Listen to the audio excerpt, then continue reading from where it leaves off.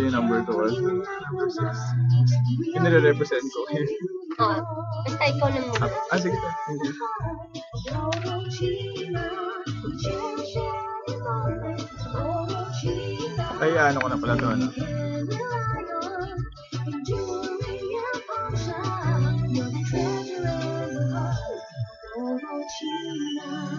Ang Happy Morning program ay nagpapasalamat sa mga nakibahagi sa operation sa Gutom, namely, Mr. and Mrs. Eunice Supreme Groner of New York City, Sagib Drag Hong Kong of Ann Payawal, ESM Builders of Architect Ed S. Muyon, Mr. and Mrs. Jun Muga of Saudi Arabia, child actor Paul Salas, Beeswax Spa owners Miss Rina and Mr. Matthew Tan, Miss Kate Yasay, Mr. and Miss JJ Hopida, Artista Salon Miss Maricris Fidelino, Mr. Keith Wilson and Miss Angelica Ibuen, Forest Garden owner Miss Mirna Katigbak, Miss Manilin Dimoto, Miss Mila Ko, and Miss Melvin Guevara and friends, at sa Happy Morning team and volunteers na natumulong sa pagmamahagi ng relief. Maraming salamat po. Ang Happy Morning program ay hatid sa inyo ng Studio Supremo, an architectural and interior design firm from Hong Kong, is now in Philippines bringing world-class design on residential, corporate, commercial, and urban planning. Please visit www.studiosupremo.com or facebook.com/studiosupremo. Ang intrigahang Showbiz Balita. showbiz balita. Hindi pahuhuli. Parating nakasahod. Nakasahod ang tenga sa mga bulong-bulungan at chikahan.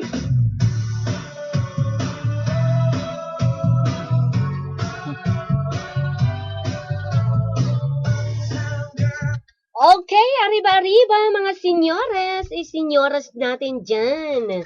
Oy, mga lamamita natin, lamamitas pala. Marami sila eh. Sila Mamita Rosella Supremo na nasa US, sila Mamita Lamamita. Ano bang nangyari kami sa Horizon? Kasi naman si Ray. Tinititingnan mo kasi yung bisita natin eh. Nawawala ka yata sa sarili mo, Ray. Pati si Miss Horizon, nawawala sa sarili. Ikaw ba naman may katabing ganito po? Tingnan nyo sa Ustream kung gaano kagwapo yung katabi ng inyong lingkod. Sino ba namang hindi mawawala sa sarili? Diba? Okay, mga mahal at taga-subaybay. Narito pong ating bisita, panglaban ng bansa. ng bansa na ha. Pero sa Pilipinas pa lamang po.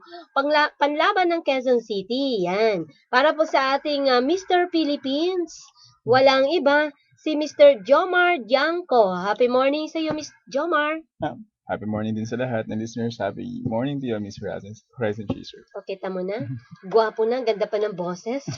Thank you. Oh, hala. Sige nga, kwentuhan mo naman kami, Miss Jomar. Mr. Jomar. Naging miss eh, no? Mamaya, medyo pag-usapan natin yan, ha? Mga miss na yan, ha? Mr. naging miss, di ba? Meron din mga ganun. Sasagutin mo yan. Okay, di ba? sige. Okay, Miss Jomar. Mr. Jomar. Kasi nasanay siguro kayo ng Miss Philippines. Kasi Mr. hindi normal sa panidig ng mga tao. Mr. Philippines, yung mga beauty pageant. So, siguro yun. Hindi pa ganun ka sanay yung mga tao. Tama ka dyan. Kaya Miss Jomar. Hindi, Mr.